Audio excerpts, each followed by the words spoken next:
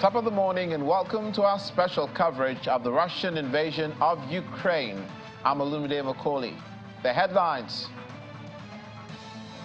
Russia blames U.S. for Nord Stream destruction, citing emerging evidence. Russia hits Ukrainian port and grain facilities in airstrikes. Plus,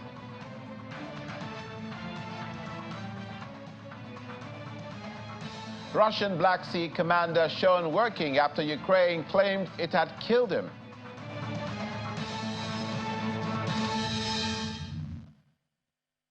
Thank you for joining us. Russia has put the blame for the Nord Stream gas pipeline explosion on the United States, and it says there's evidence to back the claim. This happened during a special meeting of the United Nations Security Council to mark the one-year anniversary of the attack. In response, U.S. political coordinator John Kelly accused Russia of selectively promoting its own narratives. 1 year on from explosions that damaged the Nord Stream gas pipelines under the Baltic Sea between Russia and Germany, the question of who was behind them is unresolved. On September the 26, 2022, Swedish seismologists registered several blasts some 17 hours apart off the Danish island of Bornholm that ruptured 3 out of 4 lines of the Nord Stream system, sending plumes of methane into the atmosphere. According to Russian gas company Gazprom, about 800 million cubic meters of gas had escaped. It took several days for the gas to stop leaking. More and more evidence is emerging in the expert community showing that Nord Stream explosion is the work of Washington, which stooped to committing this outrageous crime, guided by a narrow, selfish desire to consolidate its dominance in Europe, which is in dire need of Russian energy resources. Russia has repeatedly claimed it seeks an impartial investigation, despite its own premature attempts to place the blame on certain countries. It is no surprise it selectively promotes narratives in this council that comport with its preordained conclusions while dismissing alternative views. President, before I finish, let us pause for a moment on the fact that it was Russia who called this meeting. Russia is claiming it is concerned about the destruction of civilian infrastructure, so much so that it seeks to commemorate the anniversary of this attack. Yet we all know that almost every single day of the year is an anniversary of a deliberate Russian attack on civilian infrastructure in Ukraine.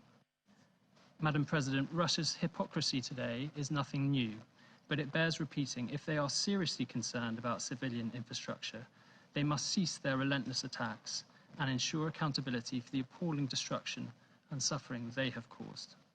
Energy is a cornerstone of modern life, and the reliable supply of natural gas is crucial. Given the heightened fragility of the global energy landscape, acts that endanger critical infrastructure pose a significant risk to many. With this backdrop, Japan is acutely alarmed by the incident concerning the Nord Stream pipelines, as well as its long-term environmental implications.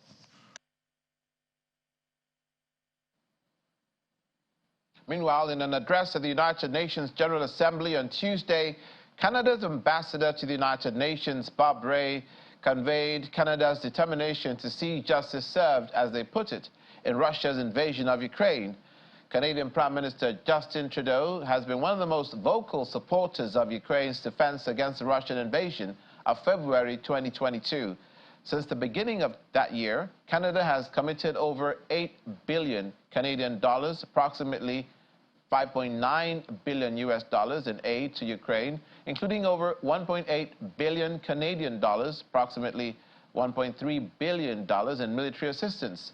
Mr. Trudeau is set to offer an extra $650 million in military aid over 3 years to supply Ukraine with 50 armored vehicles. Ottawa will also send trainers to help Ukrainian pilots on Western F-16 fighter jets.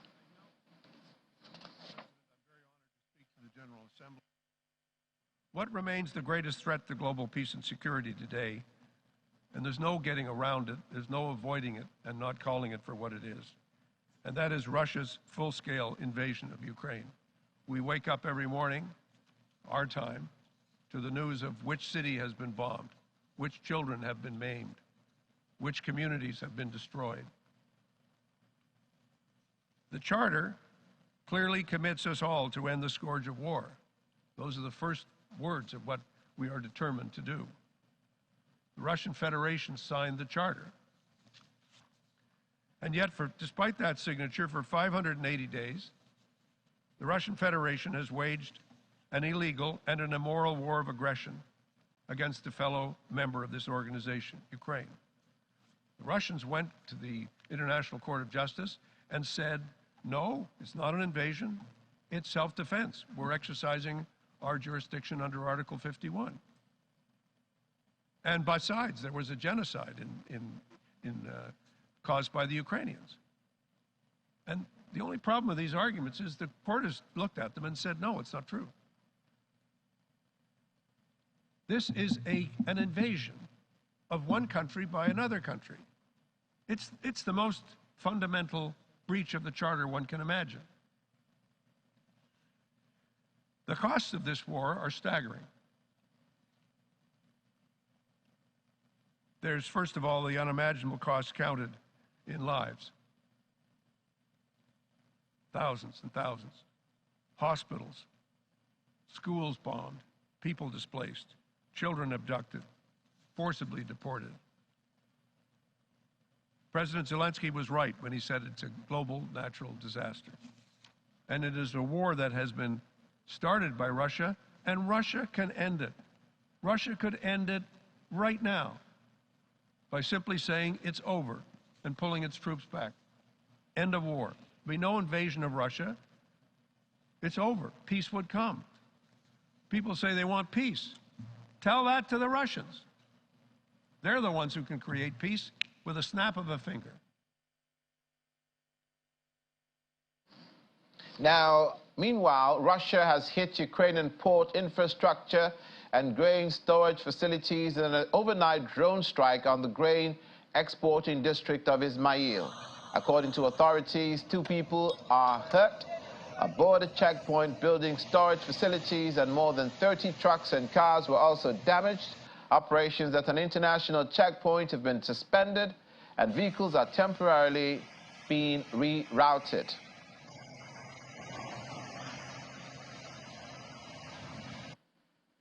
You're also watching right now the moment of the strike, captured courtesy of an eyewitness.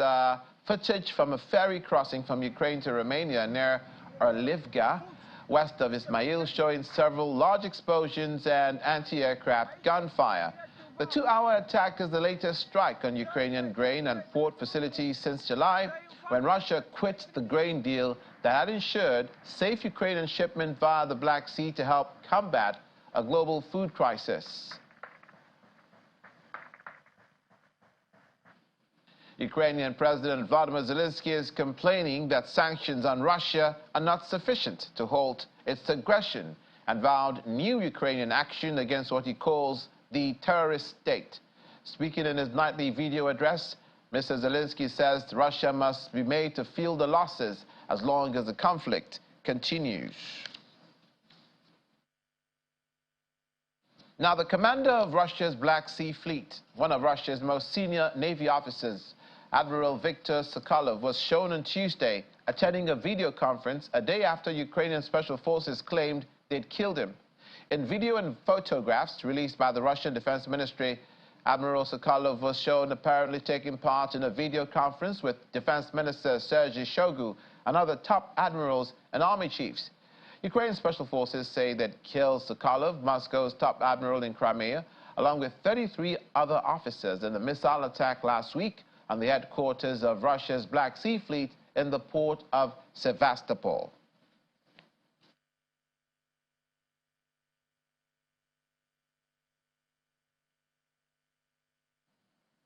And now joining us is Dr. Kundli, a retired Navy Commodore, also now the head of Department of International Relations, Diplomatic Studies at Christian University in Abeokuta. You're welcome to the program this morning. Thank you for joining us. Thank you for having me this morning. The alleged death of the Admiral Sokolov, as claimed by Ukraine, appears to have them with pie in their face now, with this video released of the man purportedly said to be alive. Now, this was obviously an incident that seemed to buttress arguments that Ukraine has far-reaching power to strike beyond enemy lines, beyond the front lines, and hit crucial Russian targets, and taking out a high-level military officer. But that appears now to not be the case.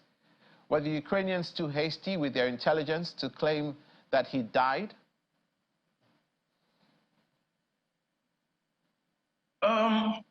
Thank you very much for that question. It's maritime in nature.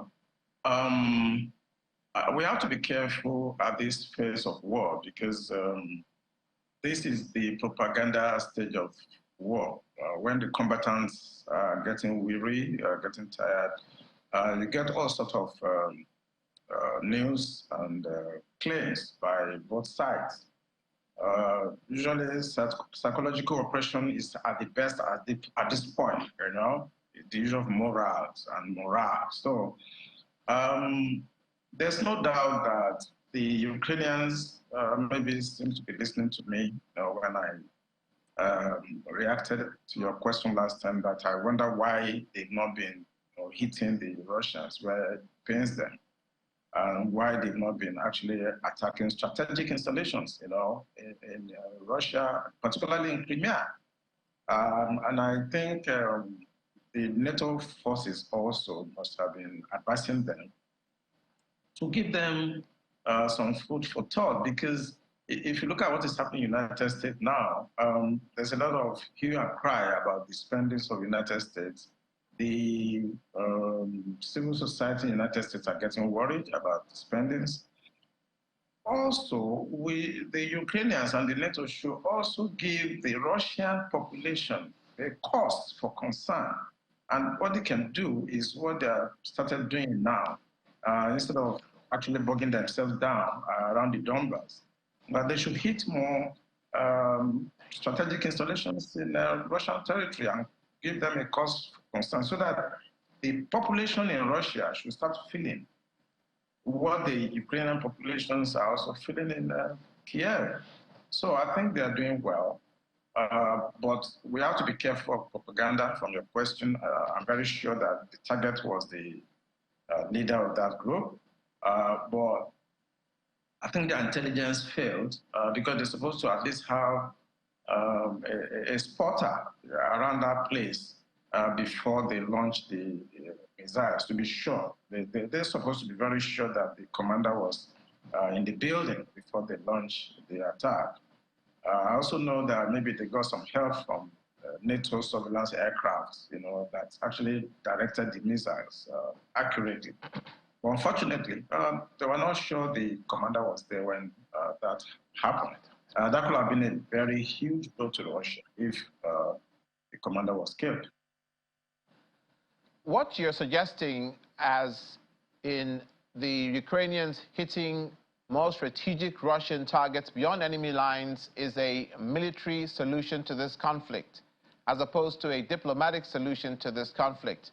If that happens and both sides continue to escalate by hitting such strategic targets, and obviously it will just escalate the war, aren't you concerned that that brings a more dangerous dimension to this conflict, and it's poking the bear, as opposed to taking the ground, the territory that the Russians are occupying and pushing them back, but you want to hit them in their own land? Doesn't that make the war a more grievous situation for both sides? No, not at all, not at all. Of course, if you look at the game theory, that usually, I believe the Russians must have considered the usual game theory before they actually started this issue. Everything is about two things, two variables: the actions, and motives. What is the motive of Russia when they invaded Ukraine. Then you look at the action, you look at the costs, you know. If you look at, you see that the actions of Russia has not been consistent with the goal. What I mean by that is that if your motive is to prevent Ukraine from joining NATO, your action subsequently that is not very consistent with that goal.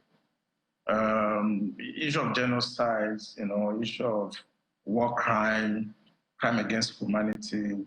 I mean, these are beyond the scope of the goal, because if you know you want to invade, then you should do it precisely, you know, and do it on time. But now you have protracted this. I think the Ukrainians also have right to do same. And at the end, if you look at objectively, the cost of this war in terms of personnel, in terms of weapons, in terms of people, the political aspect, the economic aspect. In game theory, you will see that this war is going to end or continue depending on the value of the cost. What is the value to Russia if Ukraine today join NATO? What is the cost of that value? Then what is the action? What is the motive? Then if you look at NATO also, they were saying that if Russia wins this war, it's going to be disastrous to Ukraine. And it's going to be dangerous for NATO. So these are the value and the costs of the war. If the value is so important to Russia, then they're going to keep on doing what they're doing, because if they allow this, if they pull out of this, it means that NATO missiles are going to be lined up around the border of Russia, okay? And they don't want that. Now, if Russia wins, there may be domino effect whereby, you know, they keep on going to Belarus, go to Kazakhstan. They can keep on expanding up to Poland, Georgia, you know, Tbilisi and so on. So if you look at the value of the cost, you see that it's just natural that this war is not going to end very soon. It's not just easy for Russia to say, okay, it's enough. It's okay, we are going out. And then in the next 6 months, all NATO forces will be at the border around the Donbas region, pointing their missiles at Moscow. So it's going to be difficult, it's going to be protracted. It's going to be something that they have to have a sort of agreement, maybe just like you have the Berlin, the East and West Berlin, you know, immediately after the Second World War. And if you look at this war, basically you see that it's basically a conflict, you know, between strategic partners. And I'm not very, very optimistic that it's going to end very soon. I'm not very optimistic.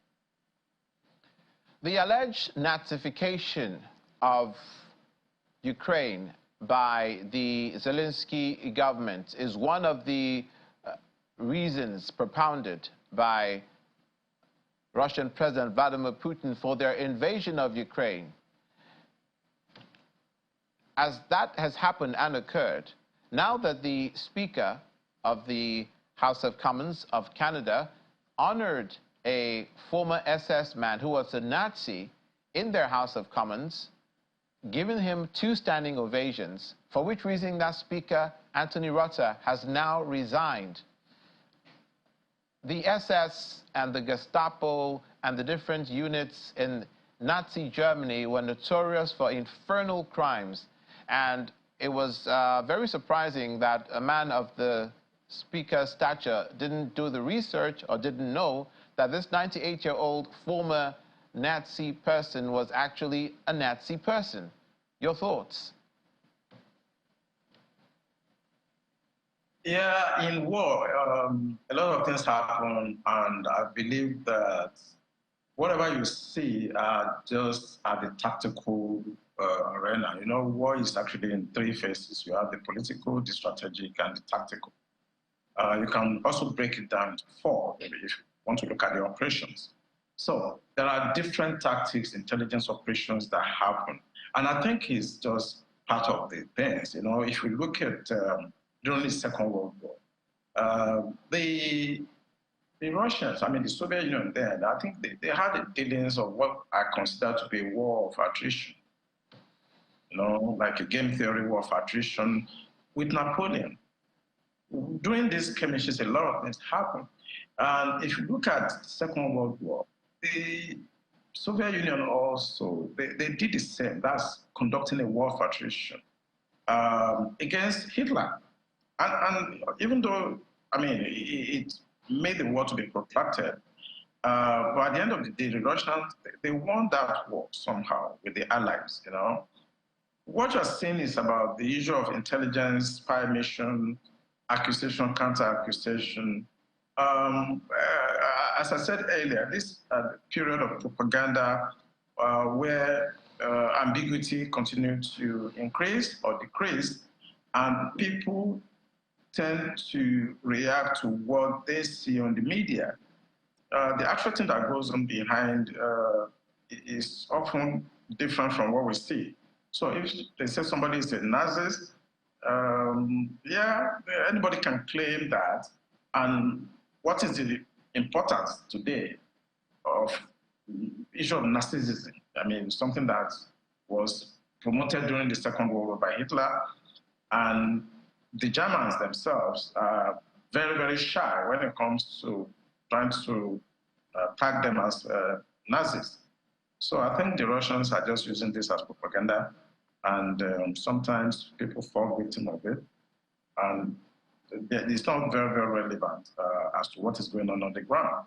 So I think we should look at how this war can actually be terminated, because right now we've gone through all the phases. The propaganda phase is still going on. But I think we should start going towards the termination phase, where we should start thinking about arbitration and how to reduce the carnage that we are seeing on a daily basis. Morals are very low on the Russian side. Morale are very low. I mean, it's very low on even the Ukrainian side. People are getting tired of it. Even the United States are having problems to defend how they are financing Ukraine. And I think we should start thinking seriously about international arbitration that can bring this to an end. But Navy Commodore, there's no ambiguity here. If this was not as serious as an issue as it is, the Speaker of Canada's House of Commons would not resign. Doesn't this give Russia an opportunity to play I told you so with this situation concerning the resignation of Anthony Rota because of honoring a former Nazi soldier?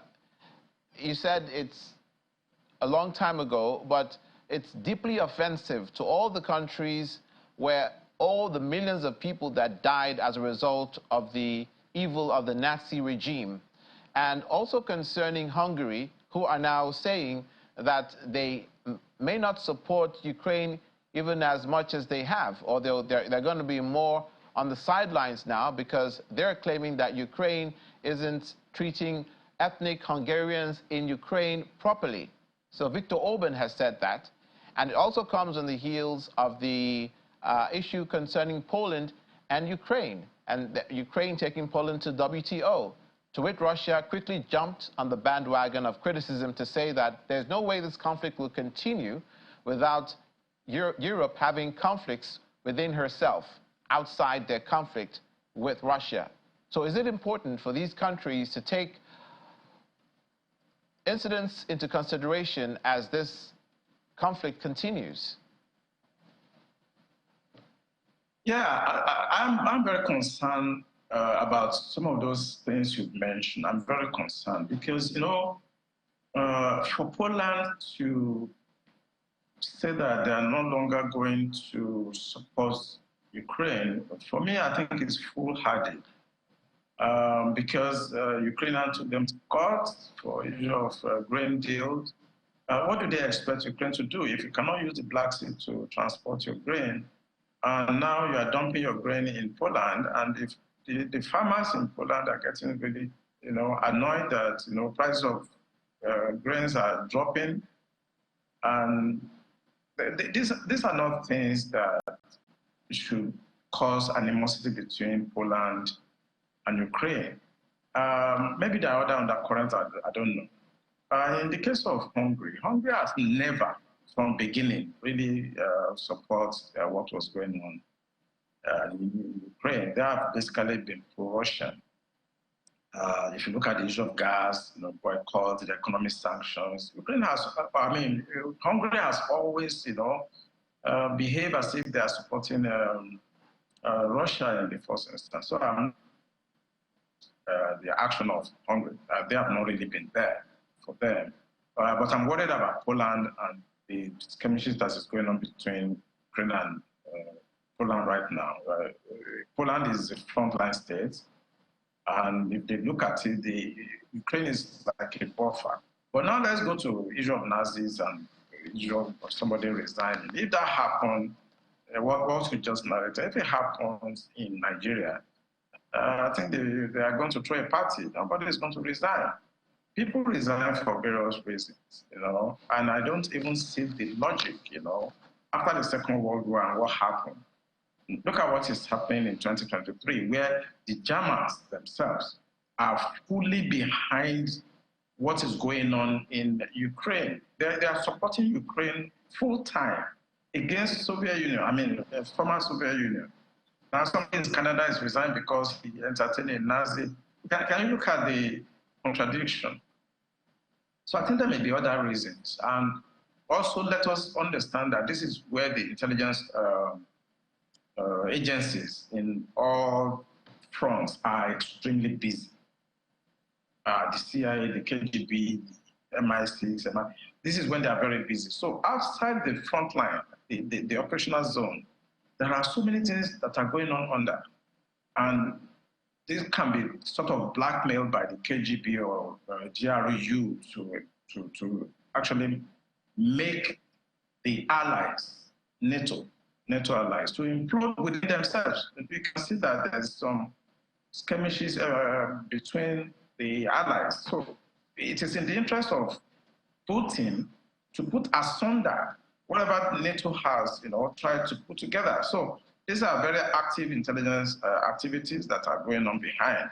And I think the CIA and the allies, intelligence agencies are doing the same in Russia. So they are just some of those things that you expect in this kind of war game.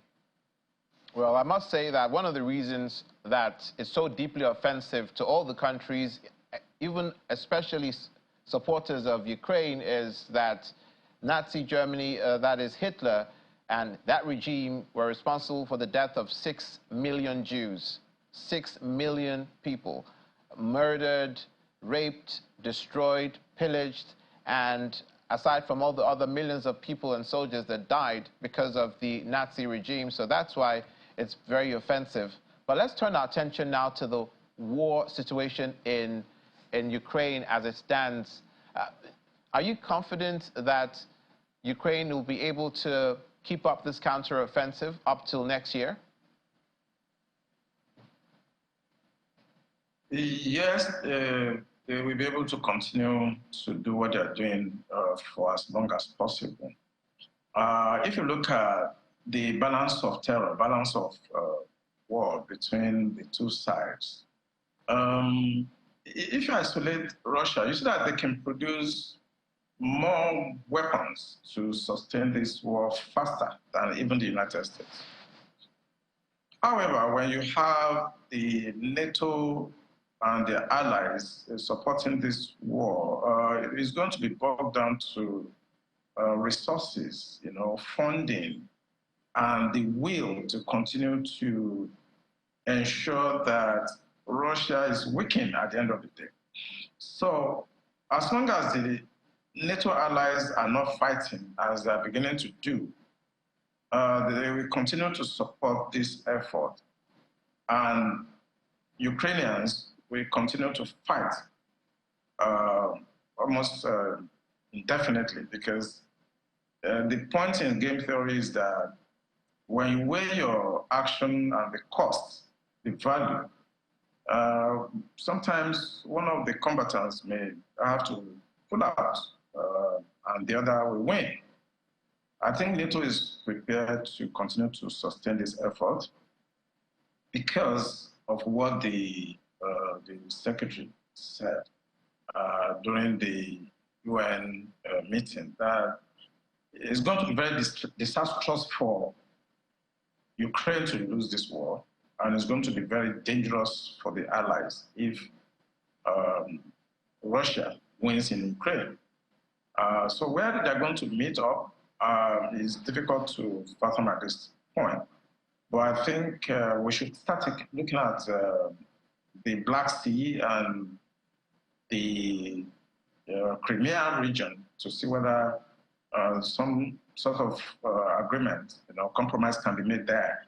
But to your question, yeah, Ukraine will be able to continue to fight this war till next year, as long as the NATO allies, their cohesion does not break. And I know that's what the Russian intelligence are doing, to also allow or to make NATO to implode.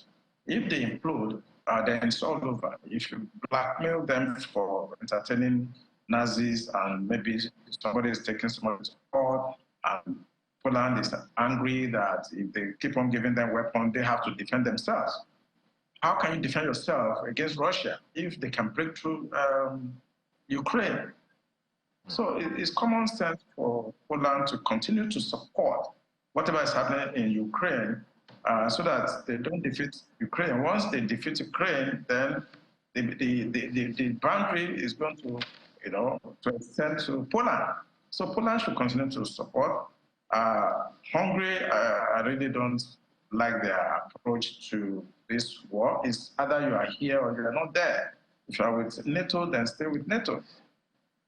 So I think as long as the cohesion within NATO holds, yeah, Ukraine can continue this war forever. And we hope that there is a resolution to this conflict. Dr. Kundli, retired Navy Commodore, HOD International Relations, Diplomatic Studies at Christian University, who joined us. Thank you for being with us this morning. We appreciate your contribution. Thank you for having me. When we return, UEFA readmits Russian under-17 teams. Details in a moment. Please stay with us.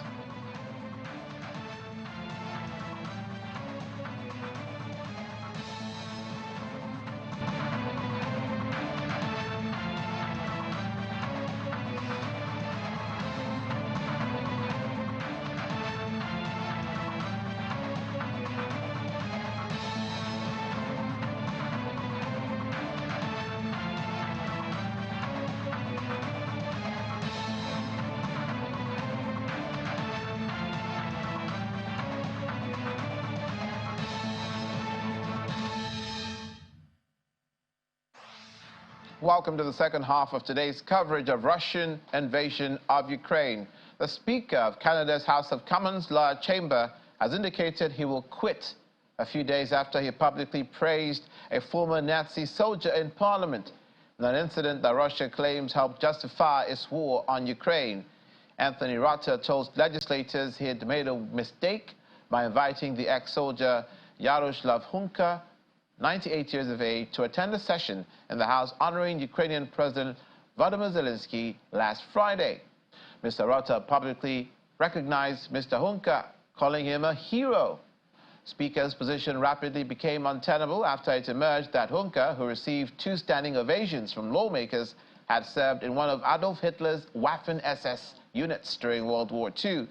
The episode played into the narrative promoted by Russian President Vladimir Putin that he sent his army into Ukraine last year to demilitarize and denazify the country, a charge Kyiv and Western allies say is baseless.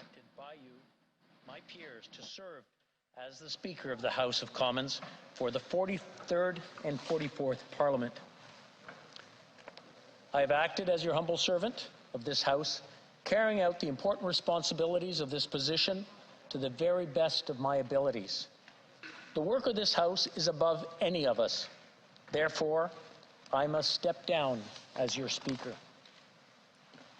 I reiterate my profound regret for my error in recognizing an individual in the House during the joint address to Parliament of President Zelensky. That public recognition has caused pain to individuals and communities, including the Jewish community in Canada and around the world, in addition to survivors of Nazi atrocities in Poland, among other nations. I accept full responsibility for my actions. My resignation is effective at the end of the sitting date, Wednesday, September 27th, to allow preparations for the election of a new Speaker.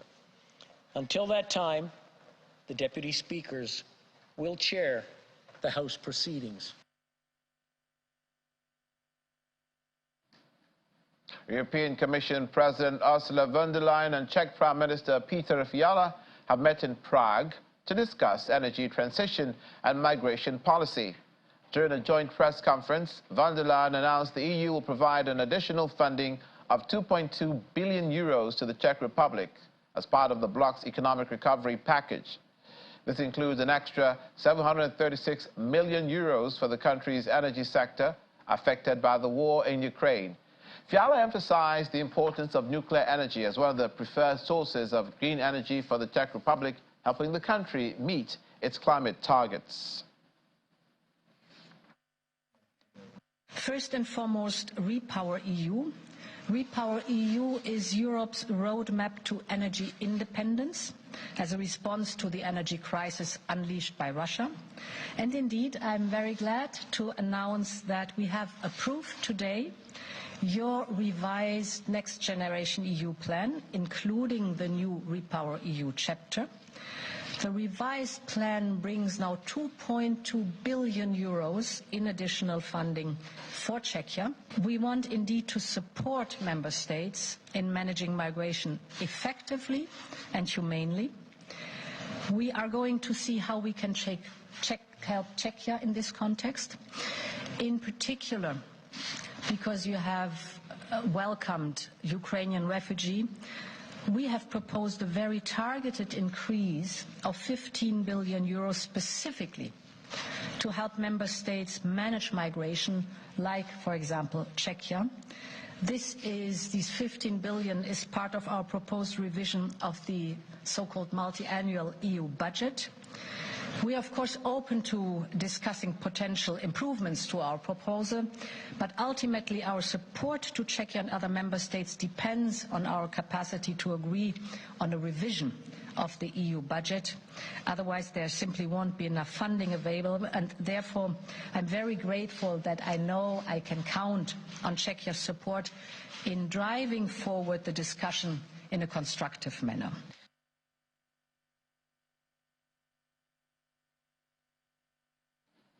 Russia is ramping up China's yuan payments for imports amid sanctions. And Laddie Williams, Channels Television business correspondent, is with us to bring more light to this issue. Laddie, good morning. Good morning. So when you talk about legal tender internationally for Russia, before it will have been the dollar. Yes. But now that has changed. Exactly, it's changed. And I've tagged it the great de-dollarization of the Russian economy.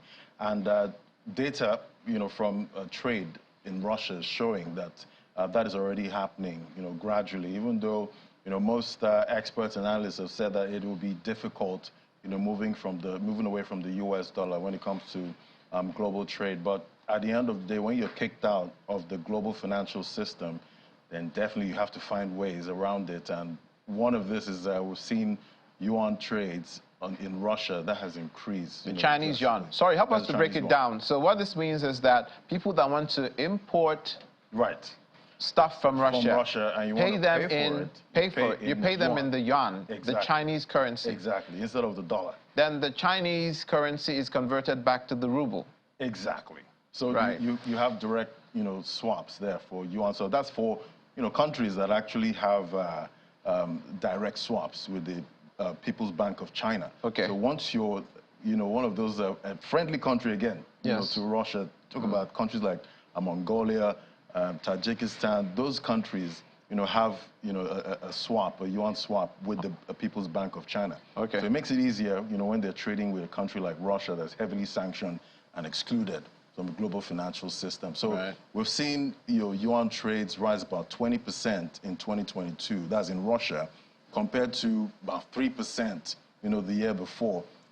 US dollar trade, that has dropped to 67% from over 80%. So we're already seeing, gradually the Russian economy is gradually moving away from US dollar. The study is from the European Bank of Reconstruction and Development. Okay. And what the study is actually showing is that sanctions, have a way of making the dollar look less attractive.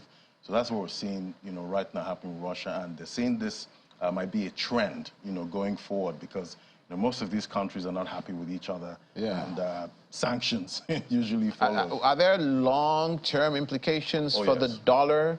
Yes. Internationally speaking? Really long-term. Is this what will lead to the multipolar as opposed to unipolar global economy? Yeah, so, most analysts and experts have said for the foreseeable future, the dollar will still remain, that dominant currency. Okay. But there is a chance, somehow, maybe if this trend continues, maybe sometime 20 years on, we might see this become a huge problem for the dollar, dominance. But some have said it's not going to happen. The dollar will always be king, but at the end of the day, it remains to be seen. We're seeing countries like Russia already moving away and doing, direct yuan trade. So it is a trend that's growing in Russia, and who knows how it's going to play out with the whole, with geopolitics, geopolitical tension being a huge problem, globally. Now, there's no love lost between Japan and Russia at the moment. Yeah. And to make that even worse, Russia is contemplating banning Japanese, what is it again? Seafood. Yeah. And will that really hurt Japan? Well, if you're me, because I love seafood, I'll do anything for seafood, and I don't know about you. Really, you like your prawns? Oh yes, I love seafood. You like your caviar? Caviar, just give me seafood any day. But China, definitely, if China is banning importing anything from you, you will definitely feel afraid, because China is a big buyer. When it comes to oil, we see China a big importer. So when it comes to seafood, they were a net exporter of seafood. That's talking about China. China, and they've banned Japanese seafood. They banned imports of Japanese seafood. Join them. Okay. So Russia definitely is seeing a gap there. Is saying, you know what? Because they also supply seafood to China, and they're one of the top suppliers of seafood to China. So they're saying, you know what? We can use this opportunity to gain market share, with China, because a country like Japan now, China is the biggest importer of, Japanese seafood right now. I think they imported about $243 million worth of seafood from Japan. That was just in August. Okay. So the Japanese economy is definitely going to feel this. It's tensions from the Fukushima nuclear power plant. We see Japan release water from there into the sea. So China has condemned that and saying, you know what? If you're going to, keep doing this, then we will, stop importing seafood from your country. Historically, Japanese and the Chinese have had strained relations centuries ago. Yeah, and you see China's, capitalizing on this misstep, from Japan when it comes to releasing the water from the wrecked nuclear power plant. So they're using this, as a bargaining tool. They're saying, you know what, if you're going to continue doing that, we're not going to import seafood from you. So Russia's stepping in, right now, and using that as some kind of a way to get, a bigger market share of that seafood business. At the end of the day, Russia also imports seafood from Japan. They imported about 118 tons, last year. So Russia is now looking at it and saying, okay, for safety reasons, we will also, stop. They've not made a decision yet. It's something they're still contemplating. By the end of the day, we're seeing it as a business opportunity, for Russia here, and they might actually step in and do it. These are the divisions that are being accentuated by this conflict. How are the markets looking in spite of all of this? Yeah, so, yesterday I did mention it was a risk-off, sentiment in the market with the dollar rallying again, hitting a 10-month high yesterday. So we're seeing investors quite jittery right now in the market, because when the U.S. dollar rises, we see equities and other risk assets from crypto, they go the opposite direction, because, king dollar, at the end of the day, that means people will run into bonds, investors will run into bonds, seeing that yields are also rising. So right now we're seeing European markets starting off in the green this morning. In Asia, markets are also green, but the U.S. stock futures is quite marginal in downside movement we're seeing right there.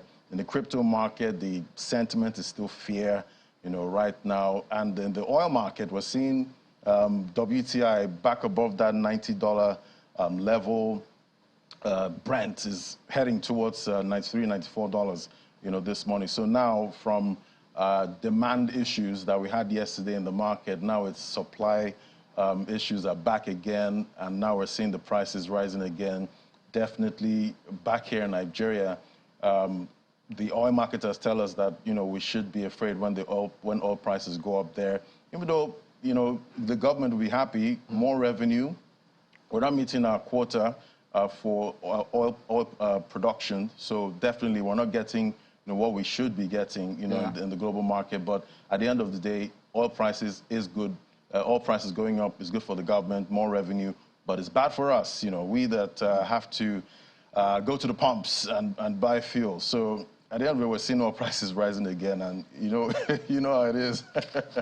Yeah, they say money makes the world go round. Exactly. But when the dollar is in the driving seats and the passengers are the euro and the yuan, what, in your estimation, not to digress, will be the currency that will give the dollar a run for its money in the years to come? In the years to come, well, if what's going on in Russia is anything to go by, switching to the yuan at this time, some analysts have, pitched the yuan as that, contender, even though at the end of the day, we know the euro is still, quite strong, but the yuan is gaining, popularity, when it comes to the issues of geopolitics, right now. So Russia, if it's anything to go by what's going on there, and if the trend, continues, then definitely the yuan might be that candidate. And you talked about also talked about how expensive petrol is around the world. It's happening in the United States. An NBA player just the other day was complaining about how much it took for him to fill the tank of his Rolls Royce. It's crazy. At least he has a Rolls Royce. That's good. High maintenance. Yeah. But people like us here, I don't like it when I go to the pump and I have to spend all my money buying fuel. And it's really a bother. My country I am an oil producer. So why are we acting like we're oil importers? We actually produce oil. So it's a conundrum. It is. We hope that it goes well with the strike that has been proposed by the NLC for next week. So that, even though I don't like strikes because it does impact production. So we hope that both parties can come to some sort of... Exactly, and we have a new CBN governor now. Yes. It was confirmed yesterday, so all our FX issues, hopefully we're able to solve them. The backlog is huge, and his promise is going to clear all of that. So all eyes on the Cardoso leadership at CBN right here. And fingers crossed. Fingers crossed. Thank you, Laddie. Laddie Williams, Channels Television business correspondent. And Turkey's parliament will keep its promise to ratify Sweden's NATO bid if U.S. President Joe Biden's administration paves the way for F-16 jet sales to Ankara. That's according to President Recep Tayyip Erdogan, who spoke to reporters on his flight back from Azerbaijan's enclave of Nakhchivan. He added that Foreign Minister Hakan Fidan and U.S. Secretary of State Anthony Blinken discussed Sweden's NATO membership bid last week in New York. And Russia's most prominent opposition leader, Alexei Navalny, has lost his appeal against the 19-year prison term that was added to his existing sentence last month. The court ruled to uphold the decision by a Moscow city court against Navalny after a hearing on Tuesday.